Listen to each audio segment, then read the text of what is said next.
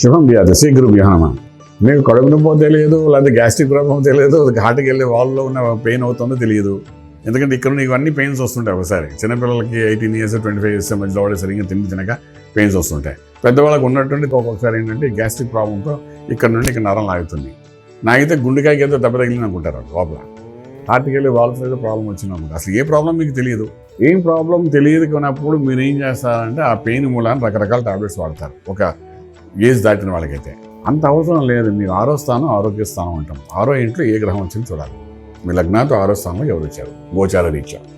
గోచారం అంటే చంద్రలగ్నాతో అన్న నా ఉద్దేశం. ఆరోగ్యం కూడా సడన్గా ఈ డెవలప్మెంట్ ఏంటి అంటే ఆరోగ్య స్థానంలో అగ్నితత్వంలో గుజుడు వచ్చాడు కొన్ని మంట లేకుండా వస్తారు. ఆ మంట ఏంటి? వేడిది. వేడి అంటే గ్యాస్ట్రిక్ ఫార్మేషన్. 6వ ఇంట్లో రవి వచ్చాడు, మంట అగ్నితత్వం. డెఫినెట్గా వాడు ఏం చేస్తాడు? ఏదో మంట తీసుకుని వస్తాడు. అలా కాకుండా 6వ ఇంట్లో శనీశ్వరుడు వచ్చాడు సడన్గా ట్రాన్సిట్లోని.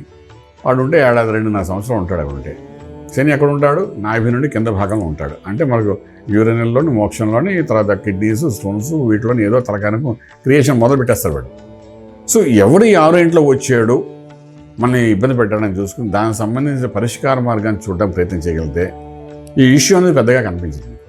లేకపోతే ఈ మూడిట్లో ఏ రోగంతో మీ పైన ఉన్నారో తెలియక దానికి డాక్టర్ కోసం లక్షలు ఖర్చు పెట్టాల్సి వస్తుంది. మెడికల్ ఆస్ట్రాలజీ అంటే జ్యోతిర్వైద్యంలో మనం చాలా క్లియర్గా చెప్తున్నాం. 6వ స్థానం ఆరోగ్య స్థానం అంటాడు. 6వ స్థానంలో ఏదైనా గ్రహాలు ట్రాన్సిట్లు వెళ్తున్నప్పుడు దాని ప్రభావం అనేది మన ఆరోగ్యం మీద చూపిస్తుంది. మీ లగ్నాతో 6వ స్థానం మీద తిరుగుతున్నప్పుడు ఇవన్నీ జరుగుతాయి. డెఫినెట్గా దాని పరిష్కార మార్గం మనకు కనబడుతుంది. ఆస్ట్రాలజికల్గా లాట్ ఆఫ్ రెమెడీస్ మనం చూడగలుగుతూ ఉండాలి. చిన్న రెమెడీస్ చేసుకుంటే మీకు ఆ సమస్యను బయటపడడానికి అవకాశం ఉంటుంది. ఆ విధంగా ప్రయత్నం చేయండి. రాజమార్గంలో రాజ్యం కలుగుతుంది. శుభం బియాదు.